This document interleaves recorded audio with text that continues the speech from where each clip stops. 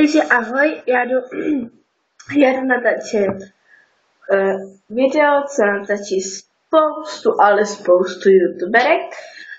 Jdu natáčet průvodce mojí kosmetikou. Jdu to prostě natočit a rozhodla jsem se, protože to natáčí jako spousta holek, skoro každá youtuberka, protože to nevynechá. No tak to nechci taky určitě vynechat a chci tam taky dát něco takového o kosmetice, protože hodně holek zajímá ta kosmetika, ale musím říct, že já se moc neličím těma věcmi, co tady mám, ale nemám to zase moc, jako třeba Lenča a Míška a tak. No, tak se podívám. A to tady vedem. Takže já tady asi mám takovou skřínku. Tady tuto, jo. Tady si to takhle otevřu. Ono nejde otevřít. Tady. A tady. Tak. Začnu teda vrchní.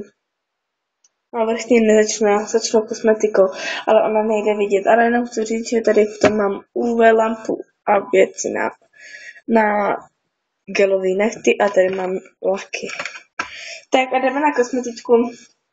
Jo, ještě jsem předem chtěla říct, že tady mám takové časáky Blomprixu.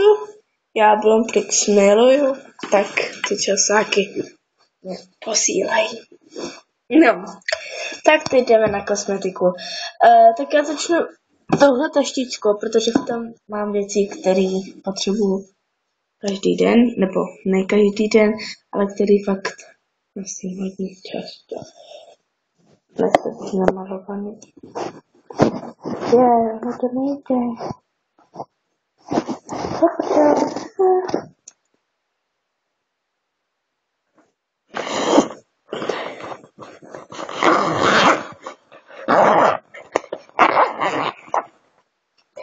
Takže to mám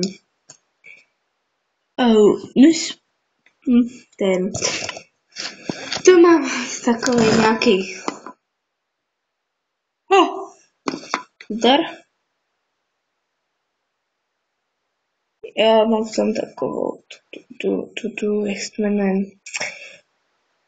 prostě tu látku na to, aby jsem si to na sebe mohla natřít. Mám to tam a je to od jiného pudru, který jsem měla fakt ráda. Bylo to přesně, jak to říct, no, moje prostě můj odstín. Fakt dobrý.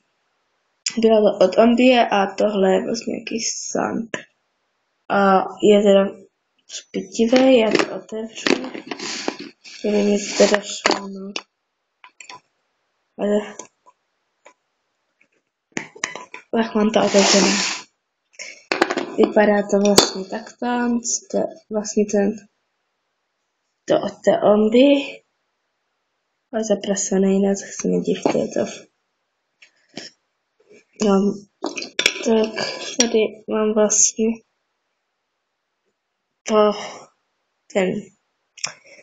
je to tvářenko nebo pudr, to je jedno prostě pudr, tomu říkám. Je dobrý, je takový, že v tom jsou třpitky a fakt jsem ráda, že ho mám. Pak mám 4 řasenky, které používám všechny, protože jsou fakt dobré. Mám tady tohle, tady to je bílý, jo, a zapomněla jsem říct, co je to za značku. Je to od L'Orealu. A tady je to bílý, dnes další řas. A tohle mám ještě trošku další řasy a vlastně to načerníte, abyste nevypadaly jak někdo doma úplně zmrzlý tělo celý, že prostě jak nastínka třeba pod tím stromem a tak. Tak to je první, jsem s ní ráda, jako mám ji fakt ráda, používám no skoro pořád, to, že je fakt super. Pak mám druhou a je to od Rimmel London. Jo, vidíte to tady. Rimmel London. Je dobrá, ale škoda, že už mi zasychá, protože používám strašně to, ale je v tom strašně dobrý štěteček. Ale vytahovat to fakt nebudu, protože se mi nechce hlavně natočím jednou rukou a druhou musím otevírat věci, takže to fakt dělat nebudu, ale musím říct, že mě dochází a že je fakt dobrý štěteček.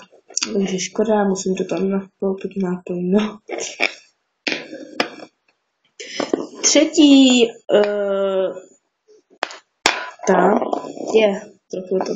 Třetí řasinka je taková, že je fakt dobrá, dostala jsem od kámošky na narazky, ona má v takových věcech fakt zkus, nebo to mám říct.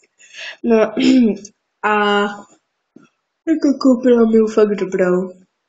Jsem z ní ráda a je od Miss Sporty. A taky určitě jednou natřu, prostě jenom jednou tak udělám, tak už mám zase někdo u obočí. No to je jedno. Prostě je fakt dobrá a má hodně velký objem. No, pak mám čtvrtou a to je taková, ježišmarja, proč jsem to furt kutáli?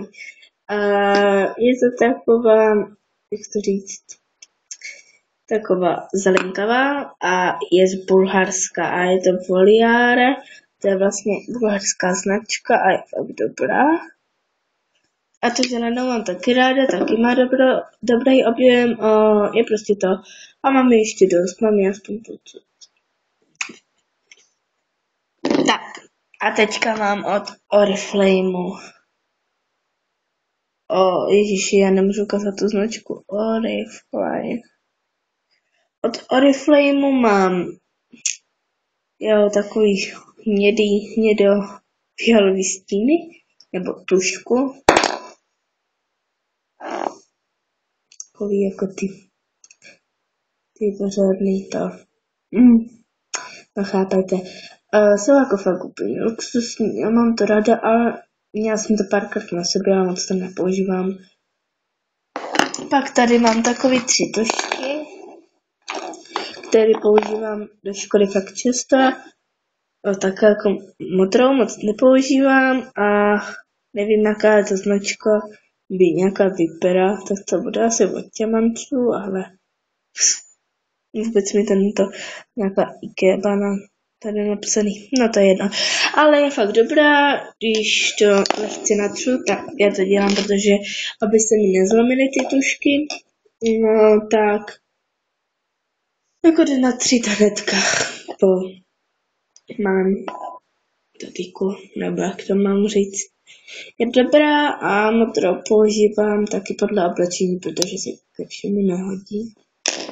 Pak mám černou používám pod oči a tu používám každý den.